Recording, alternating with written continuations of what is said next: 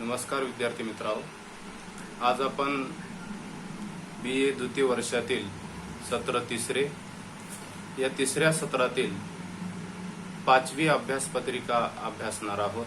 त्या अभ्यासपत्रिकेचं नाव आहे आधुनिक मराठी वाङ्मयाचा इतिहास।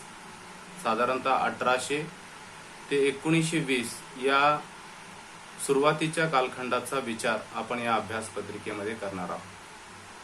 या घटकामध्ये प्रामुख्याने आधुनिक मराठी वाङ्मयाची सांस्कृतिक पार्श्वभूमी काय आहे याचा विचार आपण या पहिल्या घटकामध्ये करणार आहोत। साधारणतः 1800 ते 1874 हा एक प्राथमिक असा कालखंड आहे। त्यानंतर 1874 ते 1920 आणि 1920 ते 1960 असा एक आधुनिक मराठी वाङ्मयाचा कालखंड म्हणून ओळखला जातो। आधुनिक मराठी साहित्याची सांस्कृतिक पार्श्वभूमी याचा विचार करत असताना काही गोष्टी लक्षात घेणं खूप गरजेचं आहे।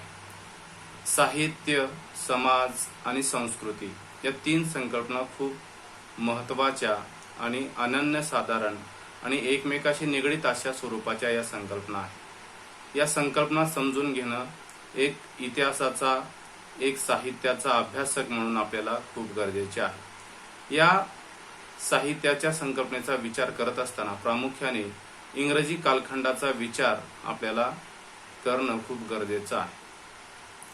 सुरुवातीच्या कालखंडामध्ये ब्रिटिश साम्राज्य जर आपल्याकडे आलं नसतं तर आज आपण रानटी अवस्थेमध्ये राहिलो असतो, अशी एक टोकाची भूमिका किंवा असा एक विचार मांडता येईल।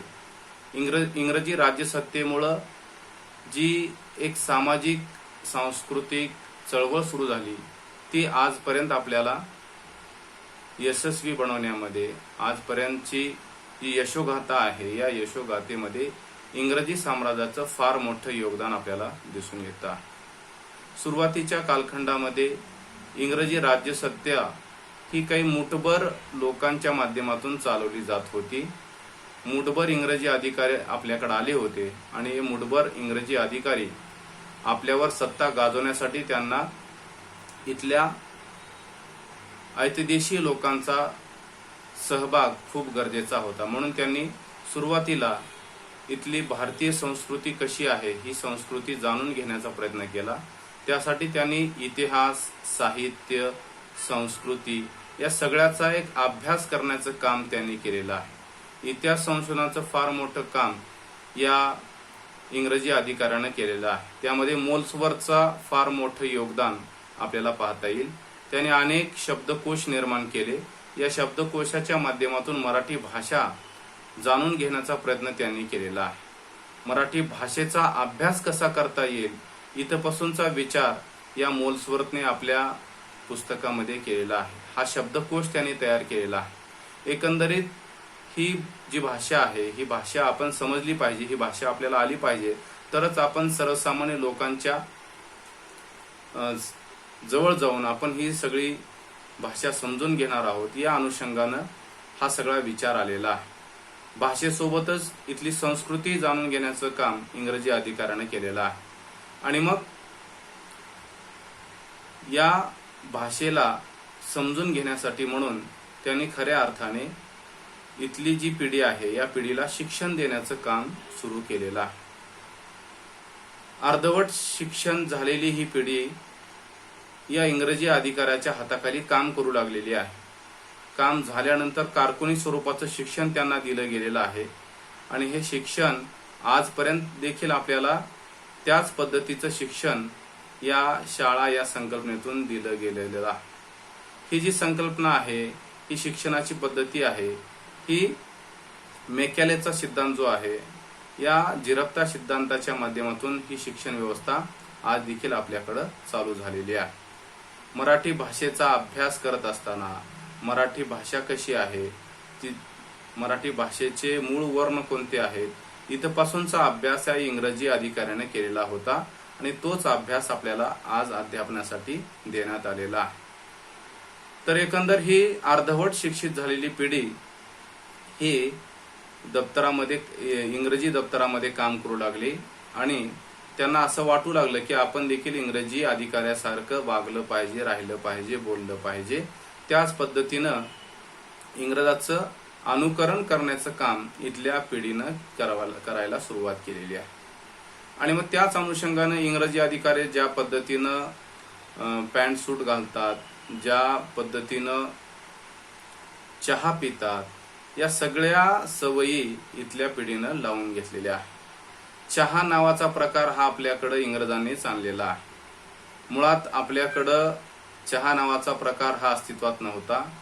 चहा, ब्रेड या ज्या संकल्पना आहेत, या सगळ्या संकल्पना इंग्रजी अधिकाऱ्यांनी आपल्याकडे आणलेल्या आहेत. आणि मग त्या पद्धतीनं इंग्रजी अधिकाऱ्याप्रमाणे ही पिढी वागू लागलेली आहे. त्यांच्याप्रमाणे रिकाम्या वेळामध्ये काहीतरी लिहिण्याचा, वाचण्याचा प्रयत्न करू लागलेली आहे. इंग्रजी अधिकारी ज्याप्रमाणे नॉवेल्स वाचत होते, ज्याप्रमाणे कादंबरी वाचत होती, तर हा नॉवेल्स नावाचा प्रकार हा इंग्रजी अधिकाऱ्यांच्या माध्यमातून इथल्या पिढीनं ही रिकाम्या वेळेमध्ये वाचलेली ही एक मनोरंजनासाठी म्हणून वापरली गेलेली युक्ती होती. आणि मग नॉवेल्स वाचल्यानंतर त्यांनाही असं वाटू लागलं की आपण देखील आपल्या ज्या भावना आहेत, आपल्या मनातील जी तळमळ आहे, ही तळमळ आपण या नॉवेलच्या माध्यमातून आपण लिहू शकतो.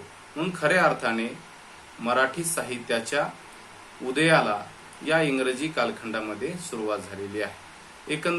एकंदरीत या आधुनिक मराठी वाङ्मयाचा इतिहास जर जाणून घ्यायचा असेल तर आपल्याला ही इंग्रजाची जी संस्कृती आहे, इंग्रजांनी भारतामध्ये निर्माण केलेली जी संस्कृती आहे, या संस्कृतीचा विचार करणं खूप गरजेचं आहे. इंग्रजी राज्यसत्ता जर आपल्याकडे आली नसती तर आपण अजून 100 वर्ष तरी मागे राहिलो असतो. तद्वतच आपण रानटी अवस्थेमध्ये राहिलो असतो असं म्हणलं तर ते फारसं वावगं ठरणार नाही. इंग्रजी राज्यसत्तेचे फार मोठे उपकार आपल्यावर आहेत असं म्हणणं फार टोकाचं होईल. परंतु इंग्रजी राज्यसत्ता जर आपल्याकडे आली नसती तर आपण अजून पारतंत्र्यातच राहिलो असतो. स्वातंत्र्य म्हणजे काय हे जाणून घेण्यासाठी किंवा स्वातंत्र्य नावाची संकल्पना ही इंग्रजी राजवटीच्या माध्यमातून आपल्याकडे आलेली आहे. इंग्रजांनी आपल्याला जे काही करार केले होते त्या कराराच्या माध्यमातून हळूहळू आपल्याला स्वातंत्र्य मिळालेलं आहे. स्वातंत्र्याचा इतिहास वेगळा आहे, स्वातंत्र्याचा लढा वेगळा आहे, त्या संदर्भात फारसं न बोलेलंच बरं. परंतु ही जी आधुनिक मराठी वाङ्मयाची सांस्कृतिक पार्श्वभूमी आहे ही इंग्रजी राज्यसत्तेला फार जवळची आहे, इंग्रजी राज्यसत्तेच्या जवळ जाणारी आहे. म्हणून इंग्रजांनी आपल्याकडे फार मोठी प्रबोधनाची चळवळ सुरू केलेली आहे आणि फार मोठ्या सुधारणा त्यांनी करून घेतलेल्या आहेत. म्हणून अनेकांनी या इंग्रजी राजवटीचा स्वीकार केलेला आहे किंवा त्याचं समर्थन केलेलं आहे की इंग्रजी राज्यसत्ता जर आपल्याकडे आली नसती तर आपण अजून पारतंत्र्यात राहिलो असतो. महात्मा फुले यांच्यावर थॉमस पेन यांच्या पुस्तकाचा फार मोठा प्रभाव आपल्याला दिसून येतो. त्याच पद्धतीनं अनेकांनी त्या काळामध्ये या इंग्रजी सत्तेच्या माध्यमातून, इंग्रजी भाषेच्या माध्यमातून वेगवेगळं साहित्य आपल्याकडे आणण्याचा प्रयत्न केला गेलेला आहे. तुटक स्वरूपामध्ये मग ही तरुण शिक्षित झालेली पिढी साहित्य लिहू लागली. कवितेच्या माध्यमातून, कथेच्या माध्यमातून, कादंबरीच्या माध्यमातून ही पिढी आपले अनुभव प्रकट करू लागली. आपल्याला देखील भावना आहेत, त्या भावना प्रकट करण्याचं काम या साहित्याच्या माध्यमातून होताना दिसतं आहे. सुरुवातीच्या काळामध्ये नॉवेलच्या माध्यमातून, कादंबरीच्या माध्यमातून किंवा कथेच्या माध्यमातून आणि मुळातच मला असं वाटतं की मराठी साहित्य किंवा कोणत्याही साहित्याची निर्मिती ही काव्यातून होताना दिसते आहे. कवी जे लिहितो त्याला काव्य म्हटलं जातं, असं फारसं विनोदानं म्हटलं जातं किंवा त्या संदर्भात विचार केला असता कवीने जे काही लिहिलं आहे त्याला कविता असं म्हणता येईल.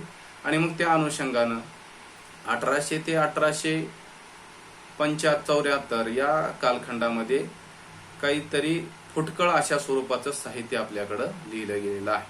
अनुकरणातून लिहिलं गेलेलं हे सगळं साहित्य आहे. म्हणून या साहित्याला अनुवादित अशा स्वरूपाचं साहित्य देखील म्हटलं गेलेलं आहे. किंबहुना त्याला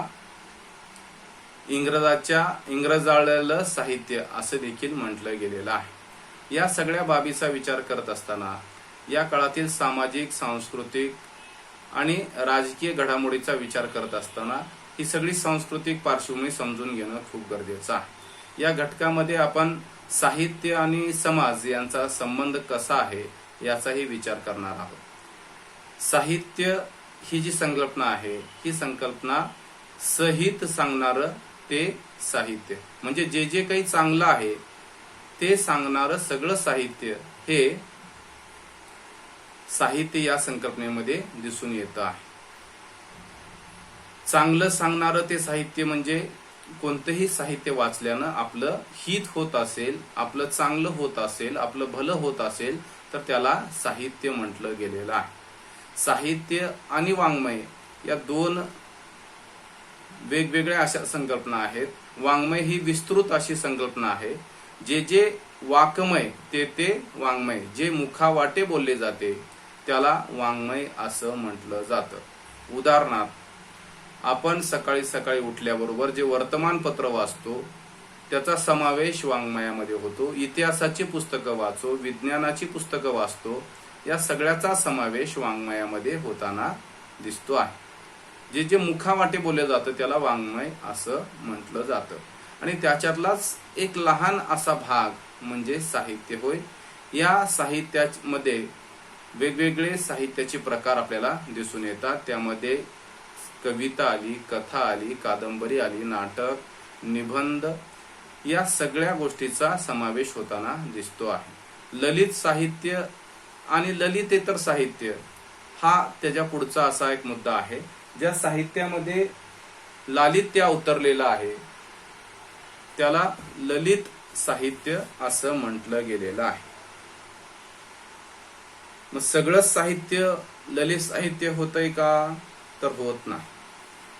म्हणजे जे जे निर्मितीशील वाङ्मय आहे या निर्मितीशील वाङ्मयाचा प्रामुख्याने या ललित साहित्यामध्ये समावेश होताना दिसतो आहे। एकंदरीतच सर्वात प्राचीन भाषा कोणती असा जर प्रश्न विचारला तर सर्वात प्राचीन भाषा ही तामिळ आहे आणि या तामिळ भाषेकडं सर्वात प्राचीन भाषा म्हणून ओळखली जाते। मराठीमध्ये मात्र 10व्या शतकापासून साहित्य निर्मिती होऊ लागलेली आहे आणि त्यामुळे मध्ययुगीन किंवा प्राचीन अशा स्वरूपाचं साहित्य मराठीमध्ये निर्माण झालेलं आहे। आधुनिक मराठी वाङ्मयाचा विचार करत असताना आधुनिक नावाची संकल्पना, या संकल्पनेचा विचार होत असताना ज्यावेळेस इंग्रज भारतात आले तेव्हापासून आपण या संज्ञेला आधुनिक संज्ञा असं म्हणू किंवा 1918 पासून इंग्रजी सत्ता ज्यावेळेस आली त्यावेळेस पासूनच सगळं साहित्य म्हणजे आधुनिक मराठी वाङ्मय असं म्हणता येईल। साधारणतः इंग्रज भारतात आगमन केल्यानंतर म्हणजे 1818 मध्ये इंग्रजी सत्ता स्थापन झाली आणि या सत्तेचे अनेकांनी समर्थन केलेलं आहे। त्या संदर्भात लोकहितवादी आपल्या एका लेखामध्ये म्हणतात की ही ईश्वराचीच कृपा झाली होती, असे अनेकांचे मत होते। असे अनेकांनी या इंग्रजी राज्यसत्तेचं समर्थन केलेलं होतं। तर एकूणच भारतीय जीवनाला एक वेगळ्या प्रकारची गती देण्याचं काम या इंग्रजी राज्यसत्तेने केलेलं होतं। शिक्षणाचा प्रारंभ त्यांनी केलेला होता आणि प्रारंभ करण्याबरोबरच या शिक्षणाचा प्रचार आणि प्रसार करण्याचं काम या इंग्रजी राज्यसत्तेनं केलेलं आपल्याला दिसून येतं। लॉर्ड मेकॅलेचा सिद्धांत आपल्याला माहिती आहे आणि या लॉर्ड मेकॅलेच्या सिद्धांताच्या माध्यमातून आजची जी पिढी आहे ही शिक्षण घेत आहे। त्या काळामध्ये पाश्चिमात्य विचारांनी भारावलेली पिढी एक प्रकारचं खुलं शिक्षण त्या काळामध्ये दिलं गेलेलं आहे आणि ते देण्याचं काम ख्रिश्चन मिशनरीने केलेलं आहे।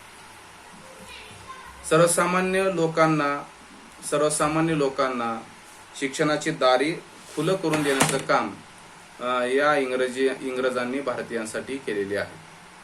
सगळ्यांना समान शिक्षण देणं हे इंग्रजाचं धोरण होतं। त्यामुळे पुढं दळणवळणाची साधने वाढली। 1857 मध्ये भारतामध्ये पहिली रेल्वे आली आणि मग औद्योगिकीकरणाचं वारं भारतामध्ये वाहू लागलं आणि भांडवली विकासाला फार मोठी चालना मिळालेली आहे।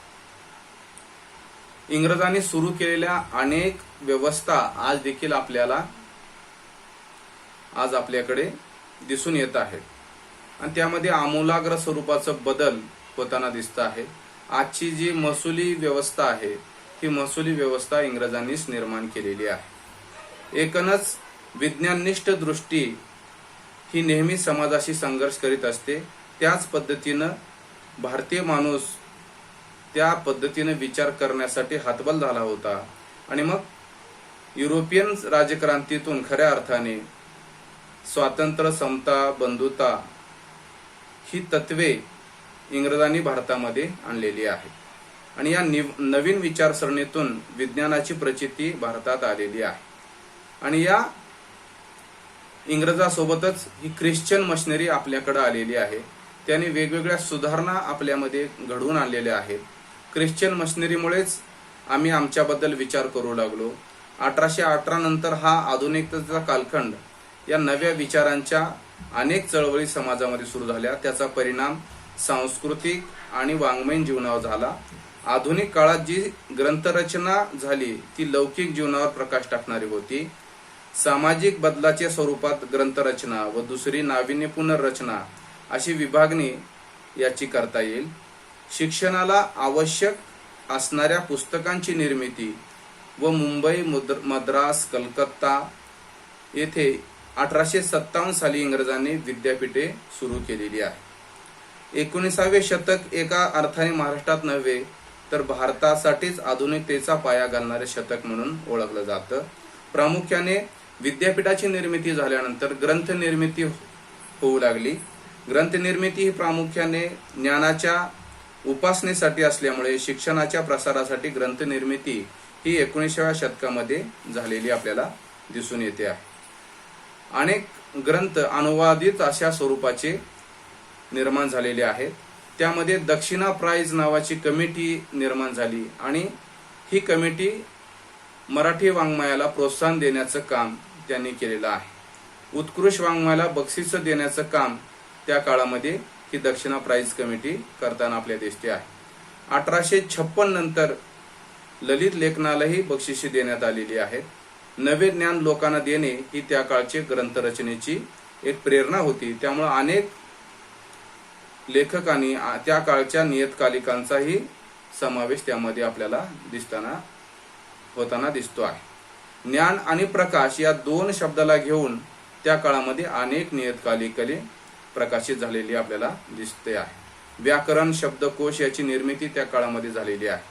इंग्रजांना प्रादेशिक भाषा शिकण्यासाठी शब्दकोश निर्मिती आवश्यक होती, म्हणून त्यातून ग्रंथचिकित्सा होऊ लागली आहे आणि मेजर कॅन्डी नावाच्या इंग्रजी अधिकाऱ्यानं मराठीतला पहिला व्याकरणाचा कोश निर्माण केलेला आहे. 1818 ते 1860 या कालखंडाला अव्वल इंग्रजी कालखंड असं म्हटलं गेलेलं आहे. या कालखंडामध्ये विलियम कॅरी या इंग्रजी अधिकाऱ्याने पहिला मराठीतला शब्दकोश निर्माण केला. मेजर कॅन्डी यांनी देखील 8000 शब्द असलेला मराठी शब्दाचे इंग्रजी अर्थ तर दुसऱ्या भागामध्ये इंग्रजी शब्दाचे मराठी अर्थ अशा 2 भागामध्ये मेजर कॅन्डी यांनी शब्दकोश निर्माण केलेला आहे. महाराष्ट्र भाषेचा कोश किंवा त्यास पंडिती कोश असे म्हटलं गेलेलं आहे. हा 1829 मध्ये प्रकाशित केला गेलेला आहे. तर मोल्सवर्थ आणि मेजर कॅन्डी या अनेकांनी या शब्दकोशाला आपलं योगदान दिलेलं आहे. त्यातील ऐतिदेशीय जे पंडित होते त्यामध्ये बाळशास्त्री घगवे, गंगाधर शास्त्री फडके, सखाराम जोशी, दाजी शास्त्री शुक्ल, परशुराम गोडबोले, जगन्नाथ क्रमवंत, रामचंद्र शास्त्री जागवेकर या सर्वांनी या शब्दकोशाच्या निर्मितीला फार मोठं योगदान दिलेलं आहे. त्या काळचा महत्वाचा गव्हर्नर म्हणजे एल्फिस्टन होय. त्यांनी सुरुवातीला मराठी इंग्रजी असा एक शब्दकोश त्यांनी तयार केलेला आहे. मोल्सवर्थने आणि कॅन्डीने 6 वर्षामध्ये त्या काळच्या म्हणी, वाक्प्रचार यात गोळा केलेले आहेत. अरबी, फारसी भाषेतले शब्द मराठीत रूढ झाले आहेत याचीही नोंद या शब्दकोशामध्ये घेण्यात आलेली आहे. जवळपास 40,000 शब्द या शब्दकोशामध्ये त्यांनी समाविष्ट केलेले आहे. फुरडूक वही असेल किंवा विविध देशातील निवडक म्हणीचा संग्रह असेल, या सगळ्या इंग्रजाच्या गरजांमधून ही शब्दकोश निर्मिती झालेली आहे. व्याकरणाचे कोश देखील त्या काळामध्ये तयार करण्यात आलेले आहेत. विलियम कॅरी यांनी मराठीतले पहिले व्याकरणाचे पुस्तक प्रकाशित केलेलं आहे. Grammar of the Maratha language नावाचं पुस्तक विलियम कॅरी यांनी लिहिलेलं आहे. पुढे शैक्षणिक सुधारणा होऊन शाळेतून व्याकरण शिकवायला सुरुवात झाली आणि मग 1830च्या दरम्यान हिंद शिक्षण संस्थेत पंडिती व्याकरण शिकवायला सुरुवात झाली. यासाठी त्यांनी संस्कृत व्याकरण डोळ्यासमोर ठेवून मराठी व्याकरणाची रचना केली गेलेली आहे. तर एकंदरीत 1880 साली पुणे दर्शन आणि मुंबई दर्शन ही दोन महत्वाची पुस्तकं प्रकाशित झाली. भाषांतर करणं हे त्या काळामध्ये अत्यंत महत्वाचं काम मानलं जायचं, म्हणून यास इंग्रजी गद्याचा मराठी अनुवाद असं म्हटलं गेलेलं आहे. 1822 साली क्रमिक पुस्तकातून पंचोपाख्यान, विदुर नीती हिंद शाळा पुस्तक मंडळी नावाच्या संस्थेनं काढली. या दोन पुस्तकाची जाहिरात कुरिअर नावाच्या वर्तमानपत्रात करण्यात आली होती. या पुस्तकाच्या छापखान्यानंतर ही क्रमिक पुस्तके कशी असावीत, भाषा त्या काळची कशी होती, त्या काळच्या वर्तमानपत्रामध्ये ही भाषा आपल्याला दिसून येते आहे. स.का. छत्रे क्रमिक पुस्तके तयार करणारा अनुवादक म्हणून त्यांचा उल्लेख आपल्याला करता येईल. तर ही जी एकंदरीत ही क्रमिक पुस्तके आहेत, ही क्रमिक पुस्तके आपल्याला साधारणतः शहाणी करण्यासाठी, शिकवण्यासाठी ही दिली गेलेली आहेत. या सगळ्या गोष्टीचा विचार करत असताना एकंदरीतच आधुनिक मराठी वाङ्मयाची सांस्कृतिक पार्श्वभूमी काय होती, तर इंग्रजी राजवटीचं पूर्ण समर्थन त्या काळामध्ये अनेकांनी केलेलं आहे. इंग्रजी राजवट जर आपल्याकडे आली नसती तर आपण खऱ्या अर्थाने अशिक्षित राहिलो असतो, आपल्याला शिक्षणाचा लाभ मिळाला नसता. इंग्रजांनी फार मोठी देणगी आपल्याला दिलेली आहे. शिक्षण हा सगळ्यांचा अधिकार आहे, हा विलियम कॅरी यांचा झिरवता सिद्धांत आपल्याला इंग्रजी राजवटीमुळे मिळालेला आहे. आणि म्हणून 1800 ते 1874 या कालखंडाची सांस्कृतिक पार्श्वभूमी जाणून घेत असताना इंग्रजी राजसत्तेला दूर करता येणार नाही, किंबहुना त्यांचा उल्लेख आपल्याला करावा लागतो. आणि मग खऱ्या अर्थाने संस्कृती म्हणजे काय, या संस्कृतीची जाणीव, संस्कृतीचा इतिहास, यांचा संबंध, साहित्य आणि सामाजिक संबंध, या सगळ्याचा विचार आपल्याला करावा लागेल. मुद्रण कलेचा उदय देखील इंग्रजांनीच केलेला आहे. श्रीरामपूर येथे 1805 मध्ये पहिला छापखाना आलेला आहे आणि या छापखान्याच्या माध्यमातून खऱ्या अर्थाने मुद्रण कला अस्तित्वात आलेली आहे.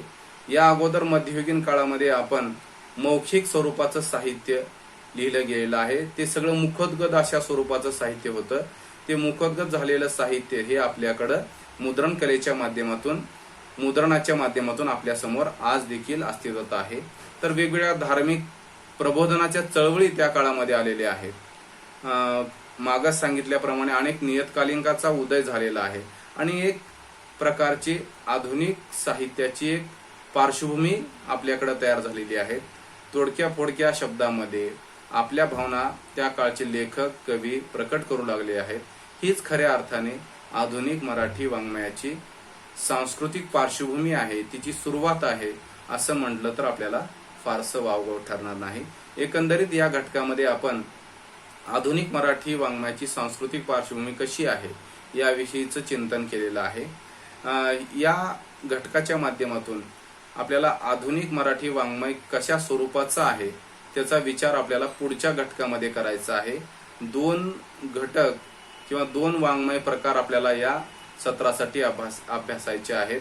पहिला आहे निबंध वाङ्मय आणि दुसरा आहे कथा वाङ्मय. तर या घटकाचा विचार आपण पुढील व्हिडिओमध्ये करणार आहोत. आपण सर्वांनी हा व्हिडिओ ऐकून घ्यावा. आपल्या सहकार्याबद्दल धन्यवाद.